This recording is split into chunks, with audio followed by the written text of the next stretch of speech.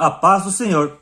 Eu vou começar a minha leitura no livro de 1 Samuel, capítulo 8, versículo 4 ao 5.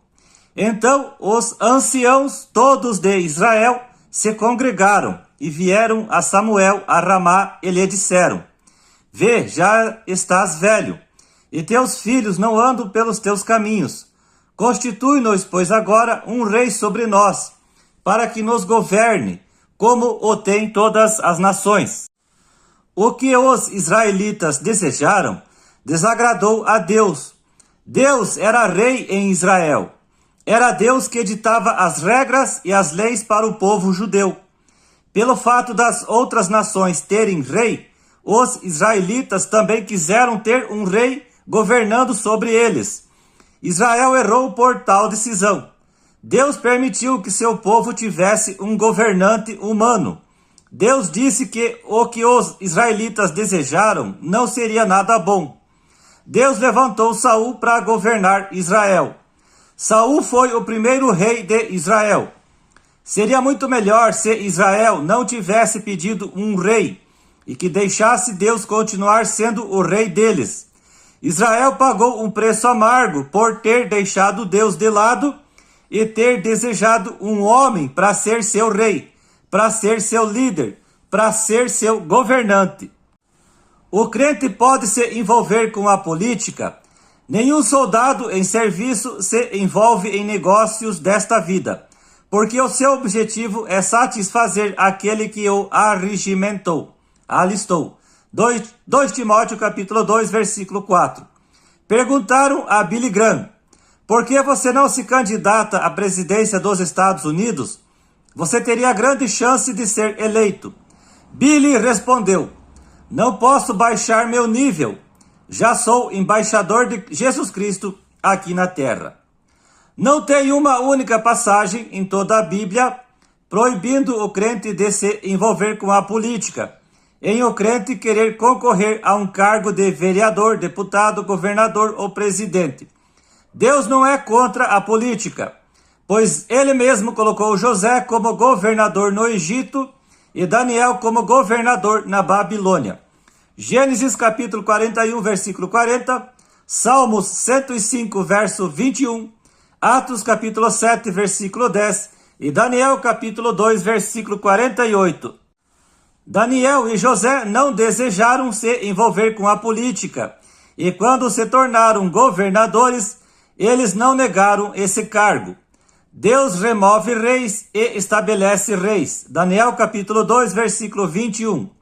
Deus tem domínio sobre o reino dos homens e o dá a quem quer, e até ao mais humilde dos homens constitui sobre eles. Daniel capítulo 4, versículo 17.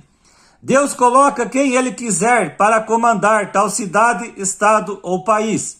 No meu caso, eu, o irmão Fabiano, não tenho interesse e nunca tive interesse em querer entrar para a política.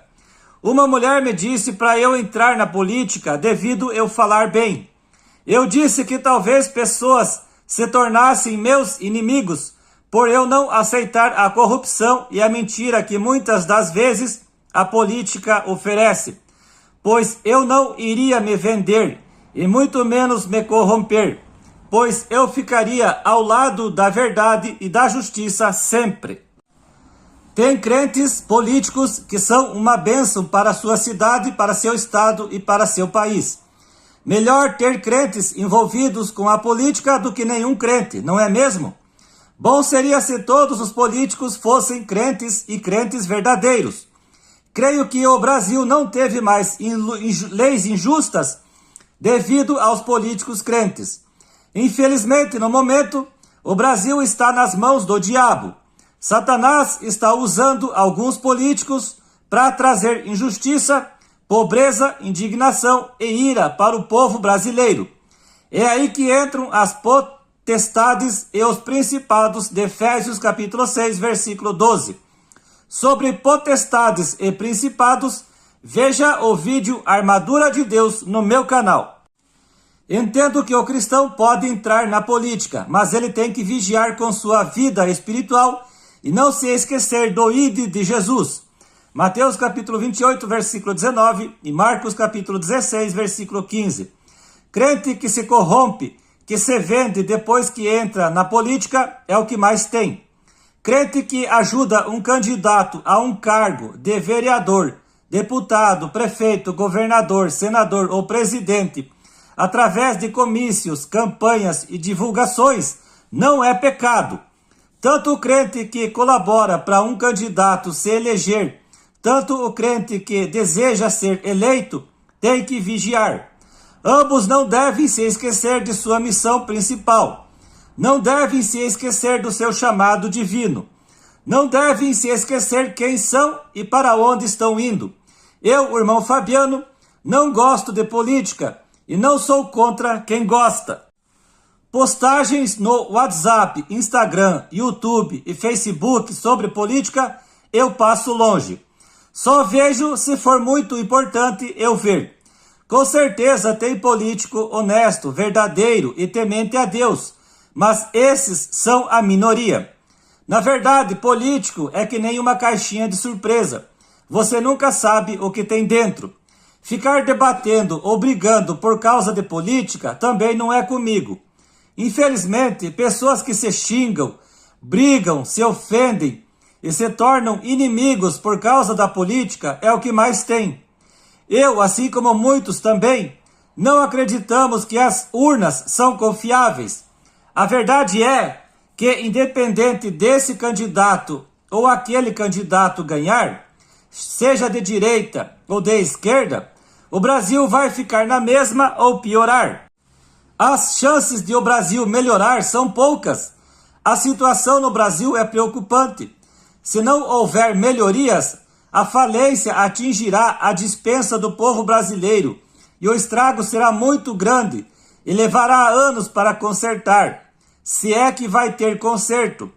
Brasil melhor e mundo melhor só quando Jesus Cristo voltar para ser o rei de toda a terra.